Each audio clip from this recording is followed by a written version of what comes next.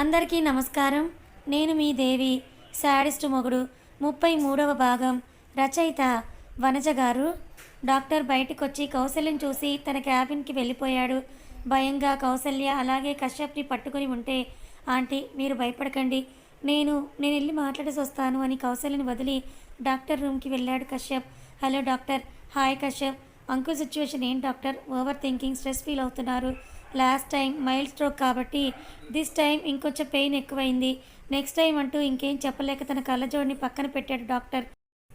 Please అలా అనకండి doctor, ఆయనకి ఏం కాకూడదు ప్లీజ్ అని రిక్వెస్ట్ చేశాడు కశ్యప్.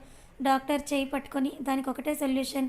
ఏంటి డాక్టర్? ఆయన చాలా పీస్ఫుల్గా ఉండాలి, ఎటువంటి టెన్షన్ థింకింగ్ పెట్టుకోకూడదు. అది జరగని పనైనా కశ్యప్ తలూపి సైలెంట్గా ట్యాబ్లెట్స్ తీసుకొని మళ్ళీ ఐసీయూ ముందుకొచ్చాడు. కశ్యప్, ఆంటీ డోంట్ వరీ, అంకుల్కి ఏం అవ్వలేదు, జస్ట్ కొంచెం అన్కాన్షియస్ అయ్యారు అంతే అంటూ నర్స్ ధనంజయ్కి స్పృహ వచ్చింది అని చెప్పగానే కౌసల్యని లోపలికి పంపించి కశ్యప్ బయటనే చైర్లోనే కూర్చుండిపోయాడు. ఇంతలో అభికి అని గుర్తొచ్చేసరికి మానసికి కాల్ చేశాడు. వెంటనే పడుకొని నుదుటి మీద మోచేయి అడ్డం పెట్టుకొని ఆలోచిస్తూ ఉన్న జానకి మానసి ఫోన్ రింగ్ అవడంతోనే మానసి అక్కడ లేకపోయేసరికి మెల్లిగా లేచి ఫోన్ దగ్గరికి వచ్చేలోపు నేను చూస్తాను ఉండదునా అని ఫోన్ తీసుకుంది మను. కశ్యప్ అన్నయ్యనా మను? అన్నయ్యకి తెలిసే ఉంటుందిగా, రామ్ ఎక్కడ ఉన్నాడో ఒకసారి కనుక్కో అని జానకి అంటూ ఉంటే మను స్క్రీన్ వైపు చూస్తూ కశ్యప్ అని ఉండడంతో కాల్ కట్ చేసి కశ్యప్ కాదులే వదిన, కస్టమర్ కేర్ అని చెప్పి ఫోన్ని స్విచ్ ఆఫ్ చేసి పక్కన పడేసింది. వదిన నీరసంగా ఉందా? కాస్త ఏమైనా తిందో కానీ రా వదిన. వద్దు మను, ఆకలిగా అనిపించడం లేదు. పొద్దున్న కాస్త కాఫీ తాగి వెళ్ళావు, ఇప్పుడు కూడా ఏమొద్దంటున్నావు? ఇలా అయితే ఎలా? నీ బొజ్జలో ఉన్న నా అల్లుడు ఎలా అంటూ జానకి మాటలు చెప్తూ ఆమెకి పెరుగన్నం తినిపించి జ్యూస్ తాగించి వద్దంటున్నా పడుకోబెట్టింది మను.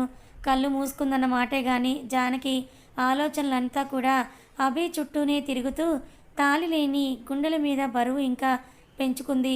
అభికి తగిలింది చిన్న దెబ్బనే కదా, మరి ఎందుకు అనెస్థీసియా ఇచ్చారు తనకి? ఎదురుగా ఉన్న పర్సన్ దగ్గర నుండి నో రెస్పాన్స్. మీరు ఇలాగే తీసుకొని వెళ్ళిపోవచ్చు కదా అభిని, ఎందుకు కశ్యప్ ఇన్ఫామ్ చేశారు? మళ్ళీ నిశ్శబ్దం అటువైపు నుండి. కానీ ఆ పర్సన్ చేతులు మాత్రం జానకి తాలిబొట్టుతో ఆడుకుంటున్నాయి.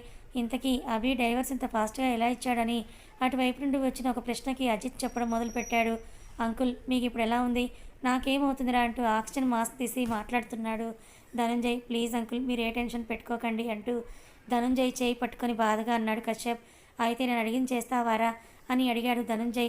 ష్యూర్ అంకుల్, ఏంటో చెప్పండి అని కశ్యప్ అడగగానే ధనంజయ్ చెప్పింది విని కౌసల్య కశ్యప్ ఇద్దరూ కూడా షాక్ అయ్యారు. అంకుల్ మీరేమంటున్నారు? అవును కశ్యప్, నా కోసం ఇదొక్క ఫేవర్ చేయరా, నా ఊపిరి నేనే నిలుపుకుంటానని చెప్పి మెడిసిన్ ప్రభావంతో మళ్ళీ నిద్రలోకి జారుకున్నాడు ధనంజయ్. కౌసల్య భర్తను చూసుకుంటూ ఉంటే కశ్యప్ బాల్కనీలోకి వచ్చి తల పట్టుకొని కూర్చున్నాడు. ఇదంతా జరగడం ఎలా? అసలు దేవుడా, ఏం జరుగుతోంది ఈ కుటుంబంలో అని అనుకుంటూ చేతివేళ్ళు జుట్టులోకి జొనిపి అలాగే కూర్చుండిపోయాడు. కశ్యప్కి అభి గుర్తుకు రావడంతో మళ్ళీ మాన్సికి కాల్ చేశాడు. ఈసారి రింగ్ కూడా అవ్వకుండా ఫోన్ స్విచ్ ఆఫ్ అని వస్తోంది.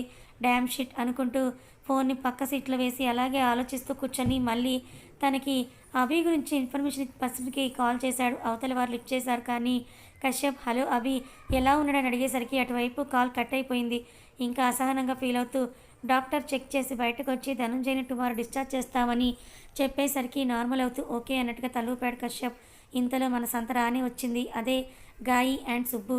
అన్నయ్య మమ్మల్ని ఒంటరి చేసి అప్పుడే వెళ్ళిపోతావా అని దొంగ కన్నీళ్లు కారుస్తూ గాయి ఆంటీ, బావా సికింద్రాబాద్ బ్రాంచ్ నా పేరు మీద రాస్తా అన్నావు కదా, రాయవా అంటూ వెనకే సుబ్బు అంకుల్ వాళ్ళని చూసి ఇంకా విసుగ్గా ఫీల్ అవుతూ ఇన్స్టెంట్గా విజయవాడకి ఫ్లైట్ టికెట్ని బుక్ చేసుకున్నాడు కశ్యప్. బయటికి వచ్చి గాయత్రి ఎందుకు అలా అరుస్తున్నావు? మీ అన్నయ్యకి ఏమీ కాలేదు అని కౌసల్య జ్యూస్ పిండుతూ అంటూ ఉంటే ఊరుకోవదినా, నువ్వు అలా అంటావేంటి? నువ్వు బయటికి అలా అంటూ నాకు ధైర్యం చెప్పాలని చూస్తున్నావు తప్ప నువ్వు లోపల ఎంతగా బాధపడుతున్నావో నాకు తెలియదా అని అంటూ తన కాస్ట్లీ చీరకి చీదితే పాడవుతుందనుకొని సుబ్బు అంకుల్ షర్ట్కి పూసేసింది గాయి ఆంటీ. వాళ్ళని లెక్కలోకి తీసుకోకుండా తన పని తను చేసుకుంటూ ధనుంజయ్కి జ్యూస్ స్పూన్తో పట్టిస్తుంటే పక్కనే కూర్చుంది గాయ్. ఇటు ఇవ్వు వదిన, మా అన్నయ్యకి జ్యూస్ నేను పట్టిస్తానంది. ధనుంజయ్ చూపులో చిక్కి మెల్లిగా పక్కకు తప్పుకుంది. వాళ్ళిద్దరిని చూస్తూ ఇద్దరు వచ్చేశారు. ఇంట్లో జాహ్నవి ఒక్కటే ఉందా అని అడిగాడు ధనుంజయ్. జాహ్నవి పేరు ఎత్తడంతోనే గాయత్రి కాస్త టెన్షన్ అయినా మళ్ళీ సర్దుకుంటూ అభిబాబు దాని ఏదో ఎగ్జామ్ రాయమన్నాడు. ఇంతలో కశ్యప్ లోపలికి వచ్చి అంకుల్ అని తటపటాయిస్తూనే ఏమైంది కశ్యప్, అది అంకుల్ అంటూ అభి గురించి చెప్తే ఇంకా టెన్షన్ పడతారు అంకుల్ అని ఆలోచిస్తూ ఉన్నాడు కశ్యప్. అది అంకుల్, మన విజయవాడ బ్రాంచ్లో చిన్న ఇష్యూ, అభి రమ్మని కాల్ చేశాడు. అవునా, వెళ్ళేసి రారా. మీరేంటండి, అభి ఇక్కడ లేడు, వీడు కూడా లేకపోతే మీకు మళ్ళీ ఏదైనా జరిగితే అని కాస్త భయపడుతూ కోపడింది కౌసల్య. నాకేం కాదులే కౌసల్య, నువ్వు వెళ్ళేసిన కశ్యప్ అని అంటూ ధనుంజయ్ అనగానే ఈరోజు ఈ అనాథగాడు ఉండడు అంట, ఏదైనా ప్లాన్ చేసాయి. సరే నేను చూసుకుంటా, మై హూనా అంటూ కళ్ళతోనే మాట్లాడుకుంటూ ఉన్నారు గాయి సుబ్బు ఇద్దరు. ధనుంజయ్కి చెప్పేసి డాక్టర్తో స్పెషల్గా మాట్లాడి ఎయిర్పోర్ట్కి వెళ్ళిపోయాడు కశ్యప్. డైరెక్ట్ హాస్పిటల్ నుండే ఇతనికి అభి డైవర్స్ ఇంత ఫాస్ట్గా ఎలా ఇచ్చాడు అని అటువైపు నుండి వచ్చిన ప్రశ్నకి అజిత్ చెప్పడం మొదలుపెట్టాడు. అజిత్ చెప్తూ ఉంటే స్టాప్ అన్నట్టు చేయి చూపించి వేర్ ఈస్ ద ప్రూఫ్ అని అడిగాడు అటుపై పర్సన్. ఇదిగోండి తన ఫోన్లో ఒక వాయిస్ వినిపించాడు అజిత్. హలో, బాగున్నావా జాను? అజిత్ వాయిస్. బాగున్నాను. ఏంటి వాయిస్లో మిక్స్ చేంజ్ వచ్చింది? ఇంతకీ నీ కాబోయే మాజీ భర్త అండ్ నా బ్రో ఎలా ఉన్నాడు? అదేం లేదు, నార్మల్గానే ఉన్నారు. Janu baby, I am missing you. ఎప్పుడు స్టార్ట్ అవుతారు? విజయవాడ ఎప్పుడు వచ్చేస్తావు? ఇంకో 1 అవర్లో స్టార్ట్ అవుతాం. నైట్కంతా విజయవాడ వచ్చేస్తాం. ఏంటి అభి ఏమైనా పక్కనే ఉన్నాడా? అలా ప్రొఫెషనల్గానే మాట్లాడుతున్నావు. పర్సనల్కి వచ్చాయి. లేరులే, బయటికి వెళ్ళారు. మరి మరి చెప్పు ఇంకా ఏంటో. అబ్బా ఏంటి జాను, ఆ అభి బయటికి వెళ్ళినా ఇంకా అలానే మాట్లాడతావు. నేనేమి అడుగుతానో నీకు తెలియదా? అది మరి అరే చెప్పు అంటుంటే. పర్వాలేదులే, అది నా కిస్ అండ్ నా బేబీ ఎలా ఉంది? ఇంకా అభితో డైవర్స్ గురించి మాట్లాడేలాగేమైనా ప్రవర్తించావా? వాట్? అదే జాను, అభి డైవర్స్ ఇచ్చేలాగేమైనా రెచ్చగొడుతున్నావా? నీకు డైవర్స్ ఇచ్చేస్తేనే కదా మనం న్యూ లైఫ్ని లీడ్ చేసేది, అవునా కదా? ఏమో ట్రై చేస్తాను. అది విని ఆ పర్సన్ ఇంకా అజిత్ వెగిరిగా నవ్వుతూ ఒకరినొకరు చూసుకున్నారు. అసలు ఏం జరిగిందేంటి ఇప్పుడు చూద్దాం మనం. అదే చదవండి. హలో వదిన, ఎలా ఉన్నావు? మను, బాగున్నాను. వాయిస్ ఏంటి వదిన అలా ఉంది? ఫీవర్ ఏమైనా వచ్చిందా? కోల్డ్ చేసిందా? సింగపూర్లో ఫుల్ వర్షాలంట కదా. అవి సార్ ఎలా ఉన్నారు? అదేం లేదు, నార్మల్గానే ఉన్నారు. అవునా, ఓకే. మిస్సింగ్ యూ బ్యాడ్లీ వదిన. రోజు నీతో ఉండి ఇప్పుడు ఒంటరినట్టుగా అనిపిస్తుంది నాకు. ఎప్పుడు వస్తున్నారు వదిన? ఇంకో 1 అవర్లో స్టార్ట్ అవుతాం. నైట్కంతా విజయవాడ వచ్చేస్తాం. అవునా? అభి సార్ ఎక్కడికి వెళ్ళారు మరి? ఒక్కదానివే ఉన్నావా? సార్ లేకుంటే నేను ఒకటి అడగాలి. లేరులే, బయటికి వెళ్ళారు. వదిన చెప్పేంటో. అది మరి అది అరే చెప్పు, పర్వాలేదు. ఇద్దరే ఉన్నారు కదా, మరి అందులో వర్షం ఏమైనా ఉందా? అల్లరిగా అడిగింది మను. వాట్ అంటూ కాస్త సిగ్గు కాస్త నవ్వు వచ్చింది జానకి. అబ్బా వదిన, పెళ్ళై ఒక పిల్లకి తల్లి అవుతున్నాం అన్నీ నేనే చెప్పాలా నీకు? ఇక్కడికి వస్తే ఆఫీస్ మీటింగ్స్, అసలు మీకు స్పేసే ఉండదు. టైం చూసి మంచి ముద్దో హగ్గో లాగించేయి. దగ్గరైతే ఏమైనా ఆలోచించే ఛాన్స్ ఉంటుంది. నువ్వు ఫస్ట్ ఆ పని మీదే ఉండు. విజయవాడ వచ్చేలోపు ఏమో ట్రై చేస్తానని బ్లష్ అవుతూ కాల్ కట్ చేసింది జానకి. ఇది జరిగింది. ఏమో అనుకున్నాను, మార్పింగ్ టెక్నిక్స్ బాగానే తెలిసే నీకు అని ఆ పర్సన్ అనేసరికి అజిత్ కాస్త గర్వంగా చూశాడు. దీని తర్వాత ఏం జరిగిందో, అసలేంటి మ్యాటర్ పాత ఎపిసోడ్లో ఉంటుంది చూడండి. ఇది వినే అవి జానకికి డివోర్స్ ఇచ్చేశాడా? రోషం ఉన్న భర్త ఎవరైనా ఇది విన్నాక విడాకులు ఇవ్వకుండా ఉంటాడా? అంటూనే అభి కదులుతూ ఉండేసరికి అజిత్ అండ్ ఆ పర్సన్ ఇద్దరు టెన్షన్ పడుతూ రూమ్ బయటకు వచ్చేస్తారు. నేను రేపు పొద్దున్న వరకు మెలకు రాకూడదన్నా కదా, ఏమో ఆ డాక్టర్ గారు ఏం చేసి వచ్చాడో అని అనుకుంటూ ఉండగానే మెల్లిగా అభి కళ్ళు తెరిచాడు. రాత్రి 10 గంటలకి కశ్యప్ అభిని జాయిన్ చేసిన హాస్పిటల్కి చేరుకున్నాడు. కానీ అక్కడ అభి లేకపోవడం కశ్యప్కి గట్టి షాక్. అడిగితే ఎవరూ తెలియదు, అభి పేరుతో ఎవరూ జాయిన్ అవ్వలేదని చెప్పాడు డాక్టర్. వెంటనే ఫ్లాట్కి బయలుదేరాడు కశ్యప్. అక్కడ కూడా ఖాళీ ఫ్లాట్ దర్శనమిచ్చింది కశ్యప్కి. ఓ గాడ్, అభి ఎక్కడికి వెళ్తున్నావు అని అనుకుంటూ మను ఏమైనా తీసుకెళ్ళిందా అని మను రూమ్కి వెళ్ళాడు కశ్యప్.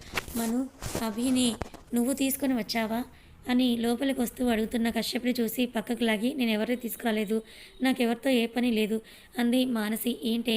అవును, నువ్వు అంటున్న అభితో నాకు పని లేదు. నా ఇంట్లో ఉన్నది మా వదిన ఒక్కతే, తను పడుకుంది. మను, నువ్వేనా? చెప్పవే అభిని చూసుకోమని నీకు చెప్పాను, అభి ఎక్కడో కనిపించడం లేదు అని కశ్యప్ అనగానే, నువ్వు అనే ఆ చీప్ క్యారెక్టర్ హస్బెండ్ ఇక్కడ లేడు, ఎక్కడ చచ్చాడో కూడా నాకు తెలియదు అని మను అనేది ఆలస్యం. మను చెంప కశ్యప్ చేతిలో నలిగిపోయింది. అలికిడికి నిద్రలేచిన జానకి వీళ్ళ మాటలు విని పడిపోయేదల్లా ఆగి తనని తాను నిలదొక్కుని గోడని పట్టుకొని నిలబడింది. మను మంట పెడుతున్న తన చెంపని చేత్తో పట్టుకొని ఒక మూల అలా నిలబడిపోతే జానకి రాకని ఆమె గాజుల చప్పుడు వినిపించింది. కశ్యప్ టెన్షన్గా జానకి వైపు చూస్తుంటే అభి కనిపించడం లేదు అన్నయ్య అని దీనంగా అడిగింది. అదేం లేదు జానకి, ఫ్లాట్లో లేకపోతే ఇక్కడికి ఏమైనా వచ్చాడేమో అని వచ్చాను అంతే. మేబీ గెస్ట్ హౌస్కి వెళ్ళుంటాడులే, నేను వెళ్ళొస్తానని కశ్యప్ కొంచెం కంగారుగా అంటూ ఉంటే మనుని కశ్యప్ని చూస్తూ కశ్యప్ చేయి తన తల మీద పెట్టుకుంటూ నిజం చెప్పన్నయ్య అంది. అభికి దెబ్బ తగలడం, హాస్పిటల్లో జాయిన్ అవ్వడం అన్నీ చెప్పి ధనుంజయ్ గురించి మాత్రం దాచేశాడు కశ్యప్. జానకి మను వైపు చూస్తుంటే, సారీ వదిన, అభి సార్ కూడా హాస్పిటల్లోనే ఉన్నారు, కానీ నీ తాలిబొట్టుని లాగేసుకున్నాడు అని చెప్పాక నీ దగ్గర ఈ విషయం గురించి చెప్పలేక దాచేశాను. అభి సార్ మీద కోపం వచ్చి క్షమించొదినా అని అంది మను. ఏంటి అంటూ కశ్యప్ ఆశ్చర్యంగా పరిశీలనగా జానకి మెడను చూస్తే అప్పుడు అర్థమైంది అతనికి ఆమె మెడలో బోసిగా ఉందని, తాళి లేదని. ఏంటి అన్నట్టుగా కశ్యప్ చూస్తూ ఉంటే, అవును నువ్వు చూస్తోంది నిజమే, నీ ఫ్రెండ్ వదిన తాలిబొట్టుని నిర్దాక్షిణ్యంగా లాగేసుకున్నాడు అని అంటూ, అంతేకాదు తనకి వదినకి ఎటువంటి సంబంధం లేదని విడాకులు కూడా ఇచ్చేశాడు అని చెప్తుంది మానసి. చాలా ఇంకేమైనా కావాలా? నీ ఫ్రెండ్ని అని వెనకేసుకొని వస్తావేమో. ఒక మనిషిగా, ఒక అన్నయ్యగా నువ్వు ఆలోచించు కశ్యప్. జానకి వదిన పరిస్థితి ఏంటి? అలాంటి వాడికి సపోర్ట్ అంటే నువ్వు కూడా ఆ జాతికి చెందిన వాడివే అవుతావు అంది మను. ఆవేశంతో ఏం మాట్లాడుతుందో కూడా తెలియడం లేదు మానసికి. కానీ కశ్యప్ చైన్, తాళి, విడాకుల దగ్గర ఆగిపోయింది అతని బ్రెయిన్. జానకి అంటూ కశ్యప్ జానకి దగ్గరికి వెళ్ళి భుజం చుట్టూ చేసేసరికి ఆపుకున్న కన్నీళ్లు మళ్ళీ ఎడతెరపి లేకుండా రావడంతో అతని చేతిలో చిన్నపిల్లనే అయిపోయింది జానకి. నాకే ఎందుకన్నా ఇలా జరుగుతుంది, నేనేం చేశానని ఆ దేవుడికి నా మీద ఇంత కక్ష అని జానకి అంటుంటే కశ్యప్ దగ్గర మాటలు లేవు. ఊరుకోరా, ఏం కాదు, అభికి అనుమానం అనే జబ్బు పట్టింది అనుకున్నా, కానీ వాడు ఇదంతా ఎందుకో కావాలని చేస్తున్నాడేమో అనిపిస్తోందన్నాడు కశ్యప్. ఆయన ఎలా చేసినా, ఎందుకోసం చేసినా నాకు రామ్ కావాలన్నయ్య. ఇది నా బిడ్డ కోసమో, నా బిడ్డ పుట్టాక వాళ్ళ నాన్న ఎవరు అని అడుగుతారేమో అని అనడం లేదన్నయ్య. నాకే రామ్ కావాలి. ఇక్కడ ఉన్నది కేవలం బొమ్మ, ప్రాణం అభి దగ్గరే ఉంది అని అంటూ అలాగే నీరసంగా కశ్యప్ చేతుల్లోనే పడిపోయింది జానకి. కళ్ళతోనే మనుని చూసిన కశ్యప్ అతని చూపులను అర్థం చేసుకుంటూ ఇంకో చేత్తో ఆమెను పట్టుకుంటూ బెడ్రూమ్లోకి పడుకోబెట్టి వచ్చారు మను, కశ్యప్. ఇద్దరు సోఫాలో కూర్చొని ఉన్నారు. ఉగ్గ పట్టుకున్న ఏడుపు ఇంకా ఆగనంటుంటే ఏడుస్తుంది మను. కశ్యప్కి ఒకవైపు అభి టెన్షన్ ఉంటే ఇంకోవైపు జానకి ఏమవుతుందని టెన్షన్. మను ఏడుపు సౌండ్కి అటు చూసిన కశ్యప్కి అతడి చేతి వేళ్ళు ఆమె బుగ్గ మీద స్పష్టంగా కనపడుతూ ఉంటే తన మీద తనకే విరక్తి. లేచి వెళ్ళి మను ముందు కూర్చొని మానసి ఒళ్ళో తల పెట్టుకున్నాడు కశ్యప్. మొదట కాస్త బెట్టు చేసినా ఇంకా తన వల్ల కాక కశ్యప్ తల మీద చెయ్యేసి ఇంకా ఎక్కువ వెయిట్ చేసింది మను. రియల్లీ సారీ మను, సారీ రా, నన్ను క్షమించు అంటూ తలెత్తి మను చెయ్యి తన చేతిలోకి తీసుకున్నాడు కశ్యప్. నిజంగా నిన్ను కొట్టాలనే నా ఉద్దేశం కాదు మను, నువ్వు అభి గురించి అంత కటువుగా అలా మాట్లాడేసరికి కోపంతో ఆపుకోలేకపోయాను, అందుకే అలా కొట్టాను. అభి నువ్వు అనుకున్నంత చెడ్డవాడు కాదురా, కానీ వాడి మనసులో ఏదో బీజం బలంగా నాటుకుంది, అందుకే వాడిలా ప్రవర్తిస్తున్నాడు. అది అభి కనపడక ఎంత టెన్షన్ పడుతున్నానో నీకు తెలుసా మను? అక్కడ అంకుల్కి హెల్త్ బాగాలేదు, అందుకే నువ్వు ఇక్కడ ఉన్నావన్న ధైర్యంతోనే నేను రాలేదు, కానీ నువ్వు చెప్పిన పని చేయకుండా అభి గురించి ఇలా మాట్లాడేసరికి కొట్టాను అని కొంచెం గిల్టీగా అన్నాడు కశ్యప్. అభి అన్నయ్య గురించి అలా మాట్లాడడం నాకేమైనా ఇదా కశ్యప్? కానీ వదిన ప్లేస్లో మా అమ్మని చూశాను, అందుకే అలా మాట్లాడాను. అయినా నువ్వెందుకురా గిల్టీ ఫీల్ అవుతున్నావు? నా మీద సర్వ హక్కులు నీకు ఎప్పుడో ఇచ్చేశాను కదా. కొట్టడం కాదు, చంపినా కూడా నేనేం అడ్డు చెప్పను, అలా అనుకుమాను. నా ప్రాణం, ప్రేమ నువ్వు, నిన్ను ఎలా దూరం చేసుకుంటానే, కానీ నీకు మొదట్లోనే చెప్పా, నువ్వు అభి అన్న పరిస్థితి వస్తే ఖచ్చితంగా అభి అని చెప్తాను, ఎందుకంటే ఇది వాడు నిలబెట్టిన ప్రాణం కాబట్టి అని. అలాగే మను వల్ల తలపెట్టుకొని పడుకున్నాడు కశ్యప్. కన్నీళ్లు తుడుచుకొని అతని తల నిమురుతూ, కశ్యప్ నిన్నొకటి అడగనా? అభి అన్నయ్య అన్నీ చేశాడు కదా, వదలని అవమానించడం, అనుమానించడం, మాటలతో బాధ పెట్టడం, ఇంట్లో నుండి పంపించేయడం, ఇలా విడాకులు కూడా ఇచ్చాడు చివరికి వదిన మెడలో తన చేతులతోనే తాళిబొట్టు కూడా లాగేసుకున్నాడు కదా. కానీ వదినకి ఇంకా ఎందుకు అంత ప్రేమ అన్నయ్య అంటే అని అడిగింది మానసి. తన కడుపులో బిడ్డ కోసం కావాలంటోందా? అలా అనుకునేదైతే ఇంతవరకు రాదు కదా మను. ఎందుకు అంటే అదే ప్రేమ. నీకు తెలుసా, అభి ప్రేమని యాక్సెప్ట్ చేయడానికి జానకి అతనికి ముప్పతిప్పలు పెట్టింది అని అంటాడు కశ్యప్. కథ కొనసాగుతుంది. మరి అభి ఎక్కడికి వెళ్ళినట్టు? అభితో పాటు ఉన్న అజిత్తో కలిసి ఉన్న వ్యక్తి ఎవరు? అసలు అభి ఎందుకు ఇదంతా చేస్తున్నాడు కశ్యప్ అన్నట్టుగానే ఏదైనా కారణం ఉందా? మరి ధనుంజయ్ కశ్యప్కి ఏం చెప్పాడు? అసలు అభి జానకిల జీవితం ఏ మలుపు తిరగబోతోంది తెలుసుకోవాలనుకుంటే ఛానల్ని సబ్స్క్రైబ్ చేసుకోండి. కథ నచ్చితే లైక్ చేయండి. Thank you so much.